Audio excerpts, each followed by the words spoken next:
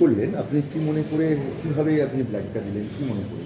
আমি তো ব্লাড এর আগেও 2-3 বার দিয়েছি। তো ব্লাড দেওয়াটা একটা তো মানুষের উপকারে লাগে, সেই জন্যই ব্লাডটা দেওয়া হয়।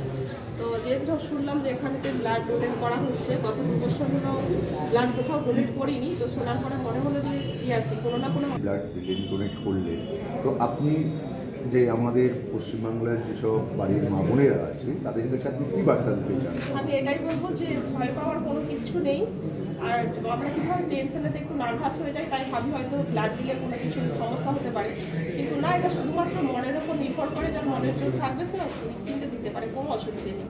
আমাকে দেখছেন আমি 5 মিনিট হলো ব্লাড দিয়েছি, নিজের বাড়ি হেঁটে চলে যাচ্ছি, কোনো সমস্যা হবে না। যাদের মানে শরীর সুস্থ আছে এবং ব্লাড ডোনেট করতে চায় তা করতে পারে। ম্যাডাম, আপনার নাম? আমার নাম সুধা বাইতি। বাড়ি?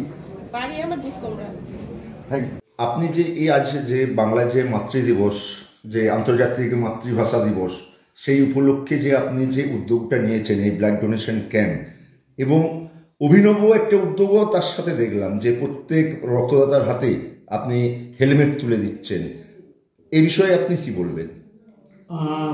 আন্তর্জাতিক মাতৃভাষা দিবস 1952 সালের এই দিনটিতে রফিক, জব্বর, বরকতের মতন ভাষা শহীদেরা খুন হয়েছিলেন। পূর্ব পাকিস্তান, পশ্চিম পাকিস্তান তখন দুটি দেশ ছিল, একটি দেশ ছিল, কিন্তু সেখানে বাংলাদেশ যেটি বর্তমানে, সেখানে বাংলা ভাষার কোনো স্বীকৃতি ছিল না, সমস্ত কাজ উর্দু ভাষাতেই হতো। সেই জন্যে বাঙালি ছেলেমেয়েরা, বিশেষ করে যুবক ছেলেমেয়েরা, তারা চেয়েছিল যে না, তাদের যেহেতু মাতৃভাষা বাংলা, বাংলাতেই সমস্ত অফিসের কাজকর্ম হোক।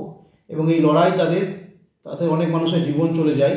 পরবর্তীকালে পাকিস্তান সরকার বাংলা ভাষাকে দ্বিতীয় ভাষার সম্মান দিয়েছিল এবং তারও পরে বাংলাদেশ স্বাধীন হয় এবং বাংলাভাষীদের জন্য একটি নতুন দেশ আমরা পেয়েছিলাম। এই ভাষার জন্যে যে প্রাণ দেওয়ার ঘটনাটা বিশ্বে খুবই বিরল। কোনো ভাষার জন্যে কোনো জায়গাতে রক্তপাত হয়েছে, মানুষ মারা গেছে, এটা দেখা যায়নি। ইউনেস্কো পরবর্তীতে এই দিনটিকে আন্তর্জাতিক মাতৃভাষা দিবস হিসাবে উদযাপিত করে এই সম্মান দিয়েছে আমাদের এই ভাষাকে। অর্থাৎ আমাদের ভাষার যেদিন স্বীকৃতি এসেছিল সেই দিনটিতে কিন্তু সারা পৃথিবী আজকে তাদের মাতৃভাষা দিবস পালিত করছে। কেউ তারা কথা বলেন হয়তো ইংরেজি ভাষাতে, কেউ চাইনিজ ভাষাতে, কেউ মান্দারিন ভাষাতে, কেউ আবার হিব্রু ভাষাতে, কিন্তু তারা সবাই আজকে মাতৃভাষা দিবস পালিত হচ্ছে সারা বিশ্বজুড়ে। এটা আমাদের গর্বের। ভাষার জন্য যেহেতু তাদের প্রাণ গেছিল, রক্ত ঝরেছিল, আমরা এই জন্যেই আজকের দিনটিতে রক্তদান শিবিরের আয়োজন করেছি এবং 120 জন রক্তদাতা রক্তদান করেছেন। প্রত্যেককে আমরা হেলমেট দিয়েছি। এর পেছনে কারণ, এটা কোনো উপহার নয়, এটা সচেতনতামূলক বার্তা। রাস্তাতে লেখা থাকে donate blood on blood donation camp, not on road. অর্থাৎ আমরা রক্তদান করব রক্তদান শিবিরে, রাস্তাতে নয়, রাস্তায় রক্তপাত করব না। সেই বার্তা দেওয়ার জন্যই, রক্তপাত নয়, রক্তদান করুন, সেই জন্যই আমরা হেলমেটটি দিয়েছি, যেন মানুষ সচেতন হয়। বাইক আরোহীরা হেলমেট ব্যবহার করে, আমরা অনেকেই দেখেছি হেলমেট ব্যবহার না করতে, ফাইন দিচ্ছেন, তবুও তারা হেলমেট ব্যবহার করছেন না। সেই কারণেই যাতে সহজেই হেলমেটটা মানুষের কাছে সহজলভ্য হয়, সেই জন্য আমরা হেলমেটটা দিয়েছি। এটা কোনো উপহার নয়, এটা হচ্ছে আমাদের সচেতনতামূলক বার্তা। বিগত মাসে আমরা প্রায় 1000 হেলমেট বিলি করেছিলাম পথ নিরাপত্তা মাস জুড়ে। তারই অঙ্গ হিসেবে আমরা এটাও আজকে সেফ ড্রাইভ সেফ লাইফের ক্যাম্পেইন হিসেবে অংশগ্রহণ করতে বললাম। এবং আমি অনুরোধ করব, অনেকেই রক্তদান শিবির করেন, আপনারা হেলমেটটা উপহার দিন, তাহলে কিন্তু অন্তত পথের নিরাপত্তার দিক থেকে আমরা অনেকটা ভালো জায়গায় থাকতে পারবো।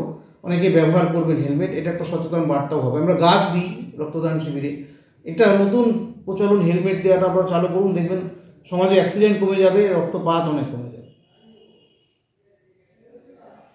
এই যে ধরুন আজকে 120 জন রক্তদান করলেন এবং আমাদের ঘাটাল সাব ডিভিশনে আপনারই উদ্যোগে মানে অনেকবারই রক্তদান শিবির হলো এবং আপনি সেটা নিজের ইচ্ছাতে এবং আপনি নিজে উদ্যোগ নিয়ে এটা করেছিলেন।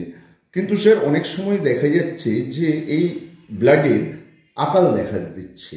হ্যাঁ, আকাল দেখা যাওয়া স্বাভাবিক, কারণ প্রতিদিন আমি আমার হিসাবে দেখেছি ঘাটালে গড়ে 30 থেকে 40 ইউনিট রক্ত লাগে, কিন্তু প্রতিদিন ক্যাম্পে এত রক্ত আসে না। যেমন গতকাল যে ক্যাম্পটা হয়েছিল, ওখানে মাত্র 17টি রক্ত হয়েছিল। অনেক সংগঠন আছে ক্যাম্প করেন, কিন্তু উল্লেখযোগ্য সংখ্যায় রক্ত সংগ্রহের দিকে নজর দেন না। তো ক্যাম্পটা করলেই তো তাদের পারপাস সার্ভ হয়ে যাচ্ছে যে একটি ক্যাম্প আমি করেছি, কিন্তু ক্যাম্প করলেই শুধু হবে না, রক্ত সংগ্রহের দিকে নজর রাখতে হবে। সামনে আমাদের মার্চ মাসে আমার হিসাবে যেটা আছে, এখনও প্রায় 20 দিন রক্তদান শিবির নেই। তো সেটা তমলুকে আছে বা সেটা বাঁকুড়ায় আছে, এখান থেকে গেলে তাকে দিতে হবে, তবে ঘোরানো যাবে না। এটা সার্বজনীন রক্ত জিনিসটা ব্লাড ব্যাঙ্কে যখন চলে গেল এবং সেটা সবাই দেখতে পাচ্ছে পোর্টালে যে এত রক্ত এখানে আছে। এই কারণেই ক্রাইসিসটা হয়, মূলত গরমকালে হয়। তো আমি সবাইকে বলবো যে আপনারা গরমকালেও ক্যাম্প করুন, শুধু শীতকালে নয়, গরমকালে ক্যাম্প করুন। যদি সমস্যা হয়, গরমকালে ক্যাম্প করতে গেলে একটা এসি এনভায়রনমেন্ট হলে ভালো হয়, খুব গরমের মধ্যে মানুষের তখন অসুবিধা হয়। তো আমার অফিসের মিটিং হলে আমি সবার জন্য নিতে রাজি, যদি কেউ ক্যাম্প করতে চান।